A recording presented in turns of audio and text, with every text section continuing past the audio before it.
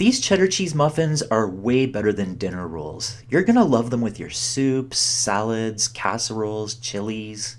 They're definitely a savory muffin, though they do have just the right touch of sweetness to make them perfect. Before you begin, you want to preheat your oven to 400 degrees Fahrenheit and grease and flour a muffin tin. So this one here will give you 12 muffins, but I would rather have fewer larger muffins. So I'm only going to use 8 of them. I'm going to start with the dry ingredients. Here I have 2 cups of all-purpose flour and 1 cup of whole wheat flour.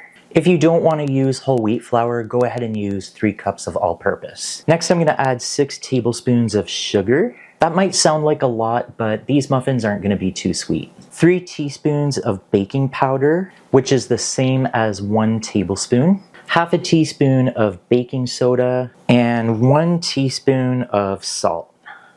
Now I'm going to whisk that together. And right here I have 1.5 cups of grated cheddar cheese. So that's about 150 to 175 grams. I'm just going to kind of use the whisk to toss the cheese into that dry mixture. It's going to kind of prevent it from clumping, so it'll distribute very evenly throughout the muffins. All right, I'm going to set that aside. And now I'm going to mix a few wet ingredients. So starting with eggs. 2 eggs. One very important thing you want to make sure is that all your ingredients are at room temperature. That's usually the general rule with all baking. I'm going to just beat those nicely. To this, I'm going to add 1/4 cup of oil.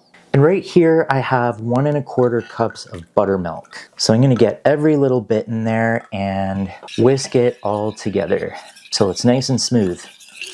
Okay, so now we're going to get those dry ingredients and make a nice well in the center. That's a very standard practice for muffins. And then we'll take our mixture and just pour it right into that well. Now I'm going to very gently start folding this together. And once it's about half mixed, I'm going to add one last ingredient, 1/4 cup of melted butter. And of course, the butter is going to give us the flavor. So I'm just going to fold that in the rest of the way and until I can no longer see any traces of flour left behind. So that looks good enough. Now using an ice cream scoop, I'm going to very generously fill my 8 wells. Do not worry about these being too full. They're not going to overflow into your oven. One of the secrets that bakeries use to get such big muffins is to just simply make the cups really full. Do make sure, however, that you also grease the top of the pan in between the muffins because they are going to grow out and then they can stick to the pan. Now, one other bakery secret I'm going to let you in on. Before you put them into the oven, let them sit out for about 30 minutes. That's going to give them a chance to sort of absorb all the dry ingredients, and you end up with a somewhat more tender muffin. Okay, so I'm going to go put these into the oven.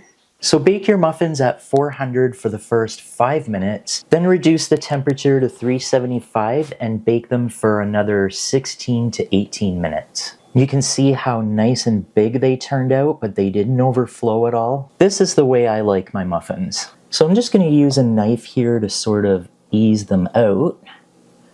You do want to be pretty generous with that greasing. And oh my gosh, look at that.